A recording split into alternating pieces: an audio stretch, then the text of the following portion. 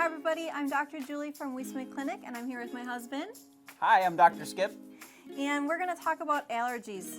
March is kind of that time when allergies start to creep into our system, and so we want to talk about the importance of your brain and gut health and how that relates to different allergies that you can have. So I get to drop some science on them. I like science. Kind of get just a little nerdy, so bear with me. But I want you to think of it this way. In your gut, like not your stomach, but in your gut, in your intestines, your large intestines and small intestines, that's actually where all of your allergy receptors actually sit, which most people don't think. They think if I've got allergies, it's in my nose, it's in my eyes, it's in my ears. Well, think of it this way.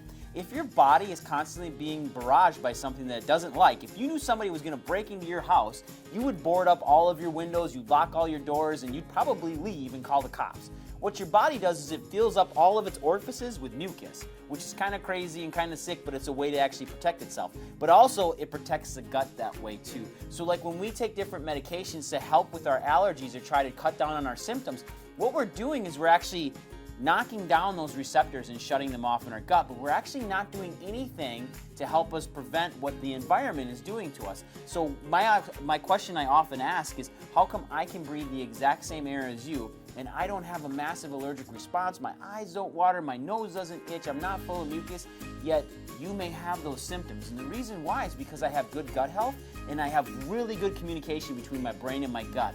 And that is a massive thing. You see, your brain controls every cell in your body from your nose to your toes and in your children. So what happens is if we have a hypersensitive gut and we're hypersensitive to our environment, our body can't self-regulate itself. And that's actually where chiropractic comes into massive play, plus nutrition, which we've been talking about over the earlier parts of this year already, and having really good gut health. And it does not actually start with probiotics. It actually starts with constantly reintroducing things in your environment into your body, like really good vegetables and fruit, honey, organic raw honey from our local area here in Northeast Wisconsin, which helps us a ton, putting ginger into our diet, which decreases inflammation, and then if we have to take a step back and actually help quote-unquote treat those symptoms, we can always take really good vitamins that help us decrease that histamine reaction in our body. We don't always have to necessarily turn to medication and start messing with our actual gut function, but we can actually start with internal body function, which is absolutely key. Don't you think? I agree.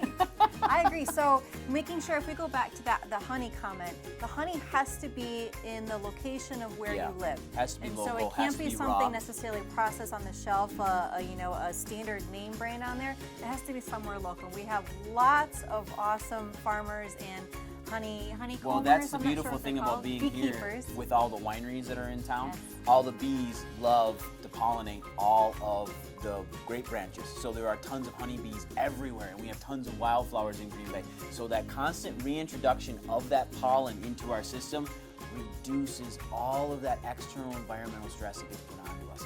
So if we do this correctly, we cut way down on our allergies, we're way healthier, we eat healthier, and we get our nervous systems checked. We're a healthier community as a whole. Absolutely. Thank you, everybody. Have a great day. Bye.